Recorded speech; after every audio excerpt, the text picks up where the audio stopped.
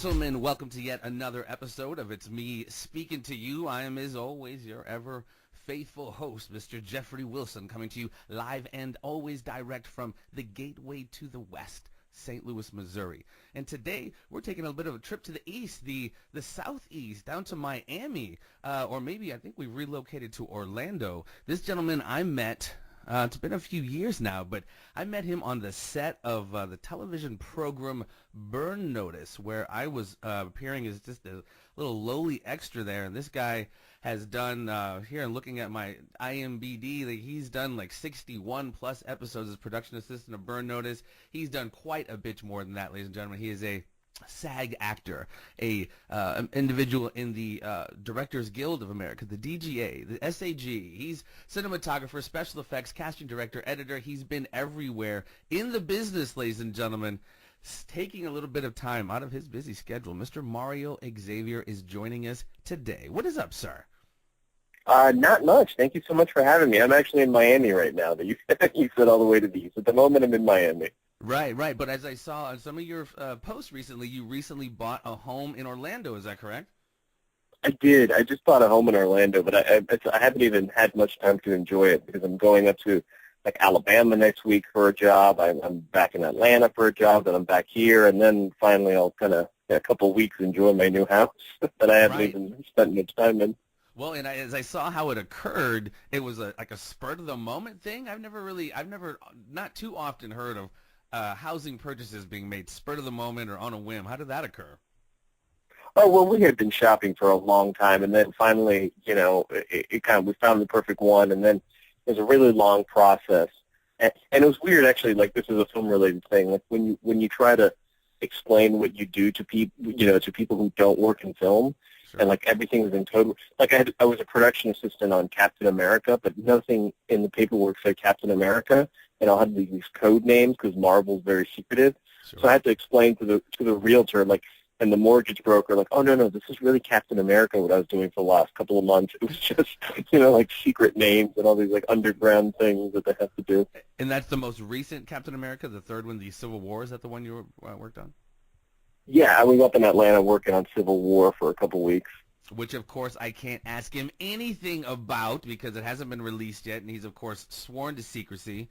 Under the threat of death. Legally, really, yeah. Yeah, it's obviously pretty serious thing. But yeah, he obviously worked on the recent civil. It's called what is it? Captain America: Civil War, I believe it's called. Yeah, I will say that I was present for a lot of the stuff that makes it into the trailers, especially when you see the teams lined up, sort of facing each other. I got to see a lot of that, live in person, and it was pretty amazing to sort of see all that sort of work happen. What was your role there on that production there? I was just working as a production assistant. I mean, we had a couple different units. It's on a big movie like that. There's several units shooting at once. So I mean, I was jumping back and forth between units and just sort of getting a lot of the stunt guys working and a lot of special effects shots and stuff like that. It was great. Well, I can only imagine. That's just one. Like I said, I can list. You did several episodes of Burn Notice. You're obviously on Captain America. You were on Iron Man, or production assistant Iron Man 3. You've obviously done some acting as well. But I guess we're probably getting, a little bit ahead of ourselves. How did you, where were you raised? What was your, I know you studied theater. Obviously, you studied, film and TV production. Where did you start out? Where did you get your bug, your entertainment bug? Where did the entertainment bug bite you? Or when? Well, I was like a lot of people, I went to high school in the 90s, so it's a little kind of hard to compare it to now because we didn't have YouTube or even DVD, everything was VHS, so sure. We didn't really know anything about filmmaking. We just sort of picked up video cameras and made fool of ourselves and really didn't know anything about it. And we had a TV production class and we had drama class, so we kind of figured things out. But I kind of watch my old movies on YouTube now that I've put up from the 90s, and I sort of cringe a little bit because we had no idea, how to achieve any of the things that now you can kind of just watch, the making of on the Blu-ray, and you kind of understand exactly how a movie is made. We didn't understand green screen back then or anything like that because sure. There just wasn't access to that information like you would now, just look something up on YouTube. But yeah, that was it. I mean, my friends and I, we just made silly videos on YouTube. I mean, but way back then on video, now they're on YouTube, but we would put them in small film festivals back in the day, and they started getting a little attention. And then slowly, when I got out of high school, I started working on a couple movies of small things. Maybe like an extra as like a stunt guy or stunt coordinator, like a fight choreographer, and a couple of small movies. And it kind of just snowballed from there. I sort of started working as a behind the camera on a couple bigger things. I booked some decent lines on bigger things. It just kind of snowballs. And, you never know when you're going to sort of work on a small thing again and have a great time, and then you'll work on some big thing and you might hate it. So it's kind of works backwards and forwards all the time. Yeah. I mean, it is kind of an ebb and flow. I mean, I can definitely relate to that. Some of the smaller ones are a little bit more, sometimes a little bit more some of the things you're passionate about, and then sometimes, just because it's a big budget, bigger, cooler thing doesn't necessarily make it the time of your life necessarily. What have been, I mean, like I said, you've done so much, man. I mean, obviously people who want to get into filmmaking and the like, can check his page out, and obviously we will link to his stuff at the end of this. What have been some of the highlights? You and I both have kind of had similar. You've done much bigger stuff, but I literally started production assistant and moved up through all the kind of different departments before I got into the acting, and on that side of it, what's been some of the highlights for you? Well, some of the highlights for me, definitely, IMDb is a little outdated, but I did Burn Notice all 7 years. I got to, pretty much every single episode, which is really like 113 episodes total. So I did 113 episodes of that show. Okay. That was a wild ride. I got to see that from the first episode when I that was a wild ride for me because the first episode I was kind of an extra the first couple days, and then I kind of became a stand-in, and then at the end it was my first like real production assistant job. Oh, I didn't know then you I was started a production. there. Okay, cool. Yeah, on the pilot, on the pilot. I mean, that's kind of like the end of me being an extra and the beginning of me being a production assistant for the most part. And that was back in 2006. And then I was a production assistant for the whole run. And then by the end of it, I was doing a little bit of assistant directing on it and some stunts. And I played a small role in the last episode. And so I sort of had this massive growth in one show over 7 years. And then plus I'd just been married, and I had a kid right in the middle of the show. So it was kind of, my father passed away. It was like a long 7 years that would define a big chunk of my life, and it was kind of a rare thing on one show for that to happen. Well, I mean, that's almost kind of interesting. It's almost a microcosm, like almost a lifetime of filmmaking, of an individual's filmmaking career, all in one particular production, if you will, from going from that, I mean, you saw every aspect of production, if you will, that has to have been quite fascinating. Oh, absolutely. I called it my doctorate in television. Yeah. I got my doctor's degree in television in 7 years on that show. Well, and you definitely met some interesting people. Most notably, obviously, it was one of the stars of that show was Bruce Campbell, who's kind of an icon all in of himself. And I had just a brief time to kind of hello, goodbye, meet him on set. What are your thoughts on Mr. Bruce Campbell? Oh, Bruce is definitely one of those people. And you know what? I'm not going to compare him to what we do, but I compare his career. He was a real down to earth guy, and he started out as an extra and as a production assistant. And he was telling me when he was young, he would, when he was in his 20s, he grew up in Michigan.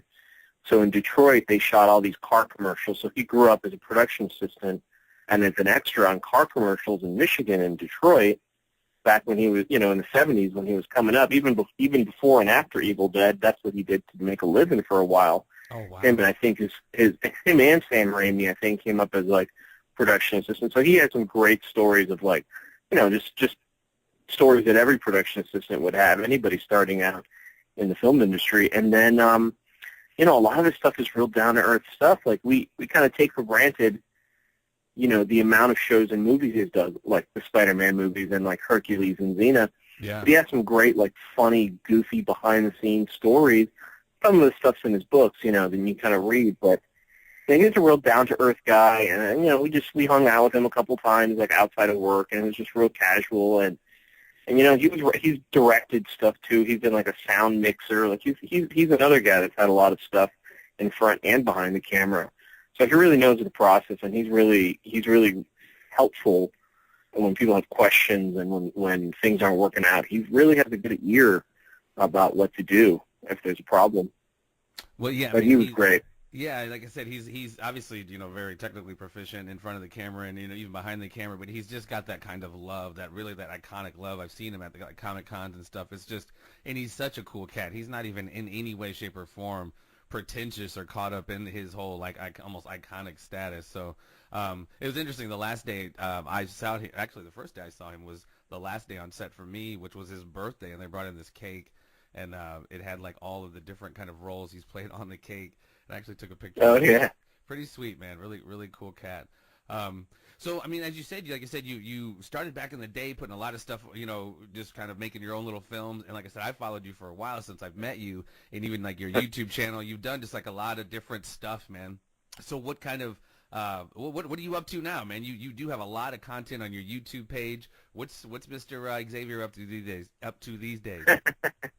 Well, I'm all over the place, man. I've been doing some precision driving on the TV show Ballers down here in Miami. Oh, wow. And yeah, I was just doing a little production work on a Netflix series called Bloodline, also down here in South Florida in the Keys. And then a handful of things. I'm running up to Alabama next week to assistant direct a car commercial. It just everything sort of snowballs, and you end up working on a bunch of things. So that's sort of the movie industry. You might work on 20 things back to back and then have a month of nothing, and you're glad you worked your butt off. Yeah, feast or famine. But, I mean, that's obviously, a benefit of being a jack of all trades. You're able to kind of plug yourself into any different aspect of production, which, that obviously comes from years of work, but not a lot of people can really do that, Wear those and it's kind of cool. If I have a day free, I'll just do a couple of auditions. And some, you can't take auditions personally if you don't get it. You just sort of say, all right, I was. And then sometimes you see the thing you auditioned for, and you're like, oh, I get the guy that they picked. You understand that. Yeah. You just sort of have to shrug your shoulders and say, I wasn't that guy. And then sometimes you get something. Like the other day, I did modeling, which I've never done before in my life. I did print modeling for scrubbing bubbles advertising. And it was just that's awesome. Sure. I'm not that guy, but I was the cool, the soccer player that is all dirty after the game. I was okay, sure, whatever. Exactly. Modeling it is. Why not? I mean, we're actors, you know what I mean? You gotta, you definitely gotta, it's fun sometimes when you gotta go in and whatever. Sometimes make an ass of yourself. That's really kind of, the fun of it, really not taking yourself very seriously. And like you said, the auditions, you really, a lot of people do, as an actor, I see people get so very caught up in, what did I do? What did I do wrong? Man, you never know what they're looking for. Sometimes you can open the door, hey, hello, and they know right there. You don't have to read your lines, but they make you do it. But they almost know sometimes when you hit the door. To me, just oftentimes just don't know all the times what they're looking for. But often people get themselves really really caught up in it, and it's I get it, but you really shouldn't take it that seriously because it's often No, absolutely, and I've been on both ends of the table where I've sat there for auditions, and I'm like, oh boy, it's like you don't want to knock somebody. Sometimes somebody walks in who's fantastic, but they're just not that role. Right. And, knowing that when I walk into an audition and I walk out, I think I did. I'm like, oh, it's fantastic. I nailed it. Then, you don't get it. You just sort of say, fine, that's fine. Somebody else got it. Yeah, and a really cool lesson for me I remember hearing about, I think it was the Snapple. I don't think they run those commercials anymore, but the Snapple lady. I forget. She was a younger, kind of, or a little older, heavy-set woman. She had been in the business for a long time, and she was just done. She hadn't booked anything, and she was just kind of done. Got that call. All right, just do this last audition. All right. Goes, doesn't give a shit, really has an air of just you know what, I don't care, and then gets it, nails it, and then, life is changed forever for her. So, yeah, I mean, I think it's, I wouldn't say don't go in not giving a shit, but, definitely, having a loose air about yourself, because they can kind of smell that nervousness like a fart in a car. You know what I mean? It's sure. And plus, when you're a struggling actor, you don't hear the stories of the major actors that go into audition or go to read and then don't get you don't hear about Tom Cruise reading for Iron Man and not getting it. because they didn't think he was right for Iron Man. You know what I'm saying? Like, sure, he's great for Mission Impossible, but they didn't think he was right for Iron Man. And then can you imagine that movie now with him instead? You know, like you wouldn't be here. You know what I mean? Yeah. There wouldn't be a franchise with Tom Cruise as Iron Man, you know? Yeah, no, absolutely. And there's actually a documentary on Netflix. I think it's called Casting By or something like that, that really kind of gets into that world of, casting directors. And it's not just, casting a pretty face, kind of like you're talking about, or even, like I said, seeing that, man, that was a really good, audition you did, Tom Cruise, but it's just, it's just that ineffable quality just wasn't there. So, yeah, it's definitely something people kind of take for granted, but casting is definitely a very crucial aspect of production, I would say. Yeah. Oh, go ahead. No, I was going to say, I read it on a similar note. I read a great book by the ladies that casted, like, they casted a ton of movies, but Apollo 13, and it struck me, Apollo 13 is a great movie, and we think of Tom Hanks and and Kevin Bacon up on the ship, but she was talking about casting, those guys are like a given, but she was talking about casting like each every guy in the mission control room that maybe had like 4 or 5 lines in the whole movie, but how crucial it was to cast certain personalities. And you think about that movie, like, yeah, God, that mission control room, like every time was so great, like, and it was so critical to the movie. Like the ship stuff wouldn't have worked if the mission and control stuff wasn't so on point. You know what I mean? And some of those guys only had a couple of lines, but it was so great. No, and that is very true. And I haven't seen that movie in a long time, but that was one of those I used to kind of watch over and over because I was actually just talking to somebody about it the other day. It was just one of those, in that LEM, in the whole, when they're floating in space, I felt cold. It was just done so well. It was like you actually felt cold like they were, And no, that's so very true, man. I think it was Gene Kranz, I think his name was the role played by, what's the guy from Abyss, the bald gentleman? Oh, Ed Harris. Yeah, he's one of those great actors. Yeah. And I saw kind of the behind the scenes on that, and that was exactly right. I mean, even though some people had very few lines, it really had to be said in a certain way, and you really had to convey that, that was a very crucial, that particular subject matter, that had never happened before, losing people in space and all that. So, and they definitely conveyed it in that movie, and that the casting was crucial, was absolutely crucial. You are correct, sir. Yeah. Yeah, that's cool. What were you going to ask me the other thing? I'm sorry, you were going to ask me something. No, that's all right. I was just going to say, so, you got coming up, in the future, you have what's in the next few years? Are you still trying to just stay acting? Like, are you trying to like just keep making movies, just keep staying busy? What are your plans here for the next few years? Yeah, I'm just trying to keep busy. You just sort of have to surf the wave that you get. There's really no other way to do it. Sometimes, like I was saying, like I did a modeling thing the other day, and I've never done that. All of a sudden, I've gotten sent to a bunch of castings for print modeling, which is totally weird. Like, I never thought in my life, like, I'm not that guy, but all of a sudden I'm like, okay, fine, if you're going to send me to these auditions. A couple years ago, I had a hand modeling job. I call it a hand job. I had a hand modeling job for Budweiser in the Super Bowl, and I'm just like, what? And it was just a print thing. It was just my hand coming in, grabbing a bottle, but it was a Super Bowl ad, It was just like, it's like I wouldn't have, you know what I mean? I wouldn't have guessed, yeah, hand modeling, sure. When you get that thing from your agent, we want pictures of your hands, and not too long ago it was like my lower legs. It's like, okay, I wish I could be a fly on the wall as you guys chuckle at my John Jones skinny legs, my chicken legs, but that's all right. You just take what you can get. Yeah, take absolutely. What you can get. No, absolutely true, my friend. Absolutely true.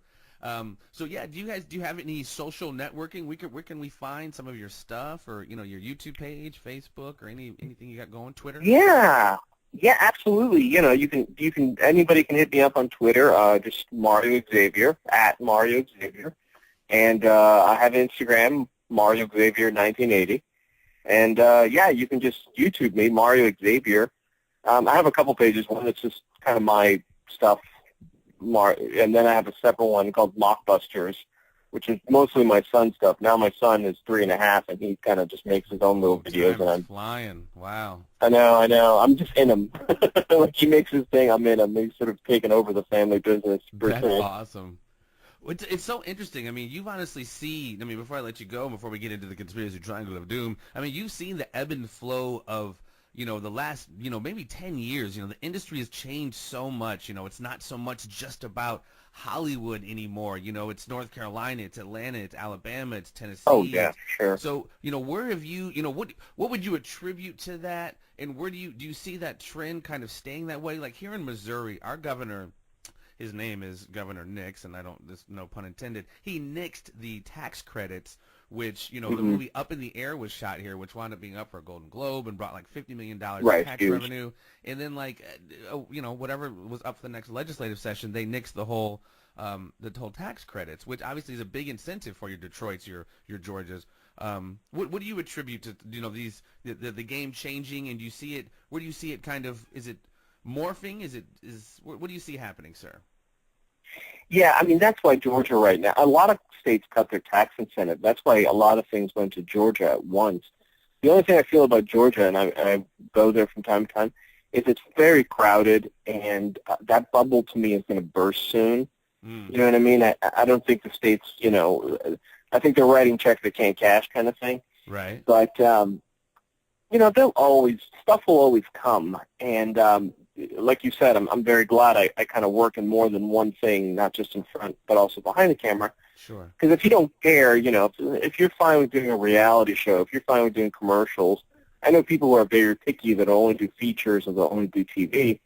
You're going to be looking for stuff to do, but if you say, oh, fine, I'll go do a reality show or I'll go do a web series or something, you'll always find work. I'm never missing work. I'm always, it doesn't take much to find it. It finds me pretty quickly. Work begets work. You know what I mean? You wind up going on a shoot, Exactly. and this person, wind up collabing with them. Like here, I am talking with you, collaborating, on it because of a interaction we had 5-6 years ago. I mean, it almost is that kind of ripple effect. But you have to be willing to, like you said, take some of the not cool stuff to get to the cooler stuff. Well, what's crazy is that you might think that, I've done, for example, I did a job 2 years ago at the Daytona 500 kind of thing, like a little production assistant job for a cooking show, and I had just wrapped on Iron Man 3. And I could have been arrogant and be like, no, I'm not going to do this cooking show. Like, why would I do that? But I had so much fun for a week on a cooking show in the Daytona 500. And it wasn't like a whole lot of money, but it was cool and it was a lot of fun. And I have since gotten dozens of jobs, because of that, because somebody was like, oh, I got your number from this guy. Oh, I got your number from this lady. And it was like, great, Well, no, that's absolutely true. I mean, in any particular region where you're at, it's always a finite community, and good news travels fast, just as bad news travels fast. So you could easily, like you said, work positively your way into other work, or you could, somehow do something to never be heard from again. But that's kind of the nature of the beast. And it's funny because I was, about a year ago, I was an assistant director on the movie Ride Along 2, which is on theaters now. Yeah. And we had these huge, car chase scenes. So I was just finding PAs, people I didn't know, 40 a day. I was just I got anybody. I would call people and, somebody who wants to start in movies? Today's the day to do it. And I just had 40 people, and I had them spread out everywhere. And I would meet them in the morning, hi, nice to meet you. I'll talk to you in 12 hours, when we're done filming. I'll buy you guys a beer. And then months later, people would come up and be like, hi, do you remember me? You got me my first day in the movie industry, and now I work all the time. And I'm like, nice to meet you. I'm sure I did. Congratulations. I'm very happy for you. And they just kept thanking me, yeah, you bought me a beer at the end of the night. I'm like, that's fantastic. Nice to meet you guys. I'm glad you started, So, and then you just never know who how you're going to snowball things or how things snowball or what your connection is, like you said.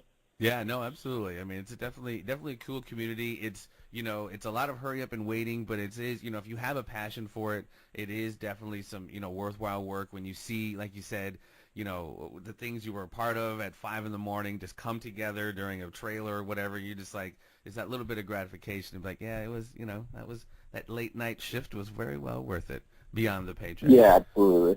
Yeah. So, and you don't always get credit, but when you do get credit, you see the movie and you're like, oh my God, my name's up there, kind of thing. Yeah, no, absolutely. I mean, some of the few people that we know, I mean, you've obviously had a pretty infectious vibe. Like you're just one of them cats that just have had a lot of love on the set, just from the people that we know, Mr. Kobe Bell, some other cats. It's like you're Yeah. definitely a cool cat, my friend, and I definitely appreciate you Thank you. taking the time. And everybody can go check out the links that I will post to this interview here to follow up more on him. As obviously, you can see he's going to be doing big things. You're going to be hearing about Mr. X-Man, Mario Xavier. But as always, my friend, I cannot let you slide. I just can't do it unless you participate, my friend, in the conspiracy triangle of doom.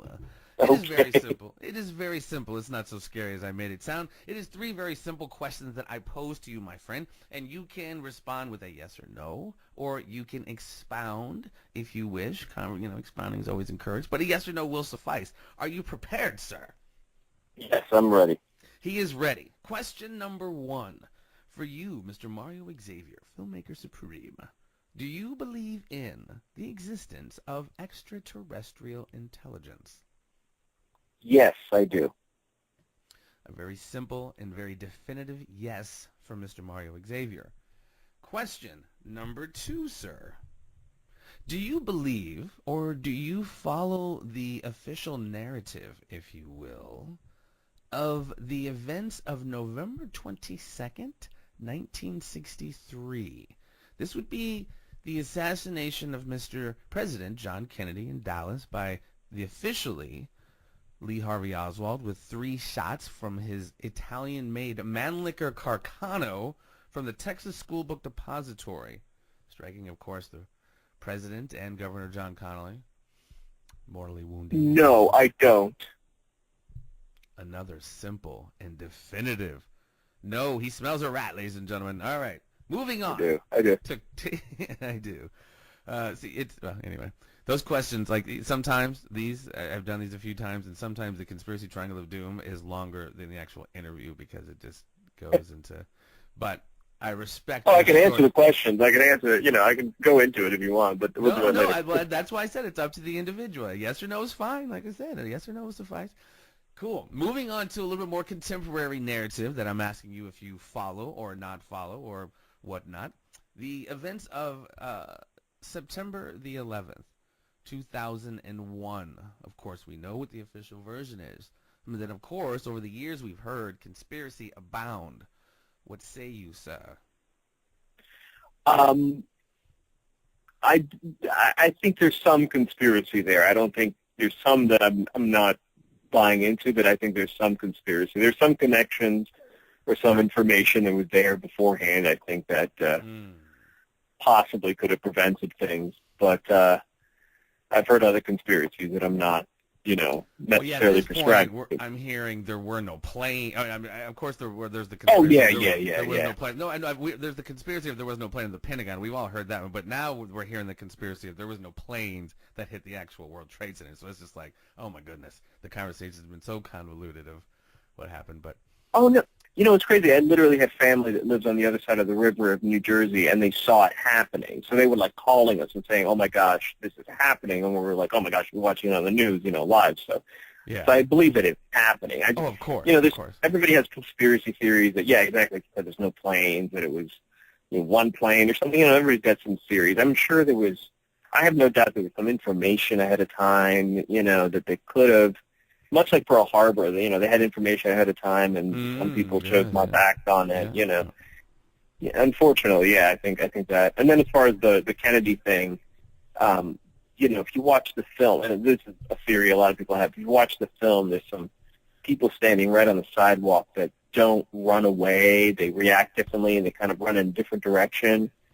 It's very odd, So I think that perhaps there was somebody right on the sidewalk there that was involved with that as well. Well, definitely when you watch that Zapruder film or any of that, it may not be the Zapruder film, but other film right afterwards, like the whole herd of people who were there do run to this grassy knoll area, this side front area. So it's just it's interesting, the complete opposite direction of the Texas School Book Depository, if you will. So yeah, there's some weird. Okay. Some weird stuff, yeah. I don't have any answers, man. I'm gonna have a guy on tomorrow. His name is Dan Moldea. He's an old school author that's written several books on this subject, and he pretty much asserts, and he's a kind of Rain Man on this issue. he asserts that it was the mafia that did it. And I've always kind of felt, it didn't necessarily stop there, but I'm going to chat with him tomorrow, and that should be an interesting conversation. But Mr. Mario Xavier, I appreciate your time. Again, my friend, I look forward to more of your work. I've been geeking out on it for, quite a while, actually. Or some of your shows on your YouTube channel have been quite entertaining. I will Thank post you that so link. much. No, absolutely, my friend. Ladies and gentlemen, please follow his work. Mr. Mario Xavier, ladies and gentlemen. Thank you again, my friend. Thank you so much. Thanks for having me. Absolutely. Thank you again, folks. This has been me speaking to you. Please stay tuned. We will have more. Peace. Thank you for listening to It's Me Speaking to You. Please spread the word and subscribe to the YouTube channel, and stay tuned for more conversations with a variety of guests on a variety of subjects.